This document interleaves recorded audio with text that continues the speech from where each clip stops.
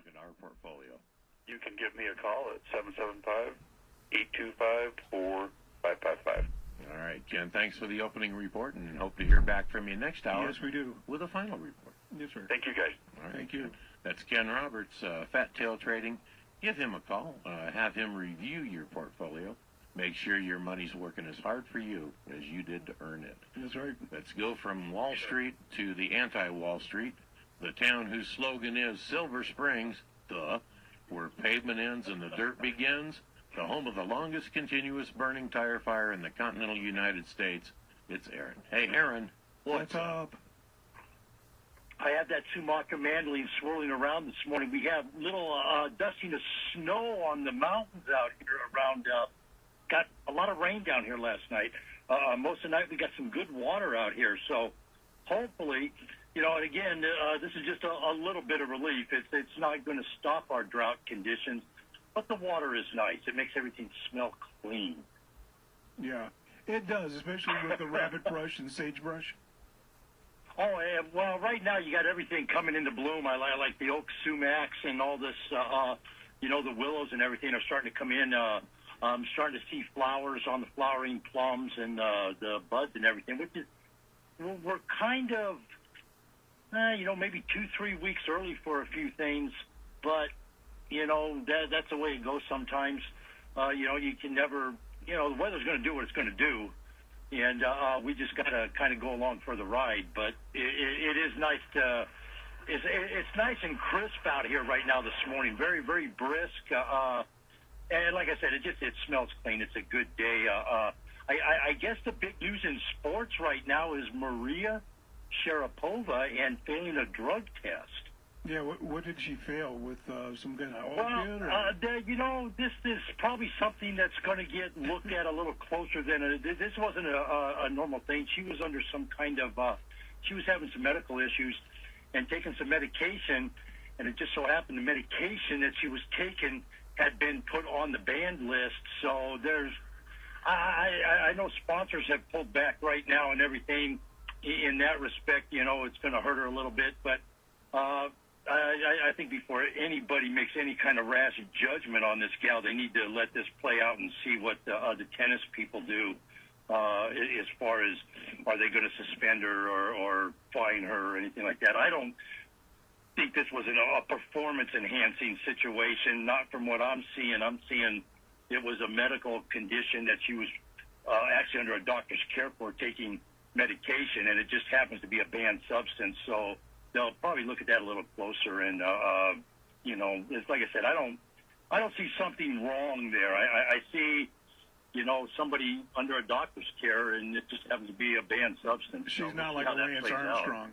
No, nothing like that at all. It says that she tested positive for meldonium, which she has been taking for over 10 years for numerous other health issues. It became a banned substance this year under the WADA code. Sharapova claims she didn't notice its addition to the banned list. So she said, I take responsibility and the professionalism in my job. I made a huge mistake, and I let my fans down. She's taking full responsibility. She's been taking it for 10 years. She says she'll accept whatever punishment it is. So very gracious on her part. No big deal, huh? No, very gracious. Yeah, and again, it's like, this isn't something, I'm not sure what that particular drug does as far as performance-enhancing capabilities. If it's something that she's been taking for quite a while, it's obviously out there in our medical, parameters of medical treatments. So you have to really kind of look at that with a grain of salt right there. She doesn't look like one of the, she's not all muscle bound or anything like that. So I don't know, it just, and I would hate to see her, her career get tarnished by something like this. That's not, I don't think it's going to hurt her. Yeah, she's stepping up to the plate, and she's saying, "Look, Yeah. I didn't realize it was on the list. No excuse, but I take full responsibility." Yeah. That's what you should do in a case like this. And you can't go bang nobody when they do that. You got, you have to tip your hat to them and say, okay, let's reanalyze this.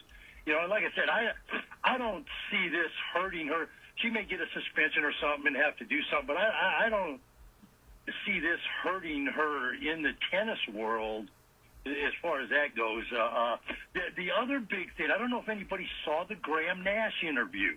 Of course, Graham Nash, he's a comedian. No. Crosby, Stills, Nash and Young. Graham Nash was with the Hollies, and I actually penciled that song, Long Cold Woman in a Black Dress, Teach Your Children, was another song he did. But he did an interview, and the interview, of course, Graham Nash and that group, Crosby, Stills, Nash and Young, were very, very politically active in speaking out against the Vietnam War and, of course, Ohio, the incident at Kent State. But Graham Nash was asked in an interview question, out of the 5 candidates that are left for president, would you actually endorse any or do a fundraising for any of them? And his response caught me off guard a little bit. He goes, I would like to, but the fact is, once a politician gets elected, this crazy process of getting reelected starts, and they start asking for money, and everybody giving that money wants something in return. Currently, we have the Koch brothers, or Koch brothers, or however you say their name. Koch brothers. Buying democracy in America, and it would behoove America to wake up to what is going on in politics. Well, I'm telling you, if you're not awake now, when Donald Trump's up there calling people stupid, you have small hands, you don't cut your toenails. Oh, look, there's hair growing out of your nose. My little friend. You stupid person. You're your mother was stupid, your father was stupid, you're stupid. You're a liar. If you don't think we're in serious trouble with, I don't think it's the majority of people who are going out to caucus. I think these are the unknown people that have got something to prove to themselves and their neighbors that are going ahead and supporting this idiot. Yeah. Well, this is what I had to say to Mr. Trump this morning. I hope he can hear me now. Wow. Yeah, they're sending a helicopter out there, an Apache. Mm-hmm. They're going to get that threat. But in fairness, though, to Donald Trump, I mean, he does, like him or hate him, he does speak his mind, and he doesn't always think before he talks. And to me, that is kind of refreshing. Now, I don't have to agree with him, but I do like the way he just comes off the cuff and says, "Nah." He's an entertainer. Yeah, we'll build a wall. We'll do something. And I actually, right along with what you're saying there, Dennis, I believe that is what has carried him so far. None of us, I don't think anybody expected him to get as far as he's gotten this year, especially, in light of past performances, if you will.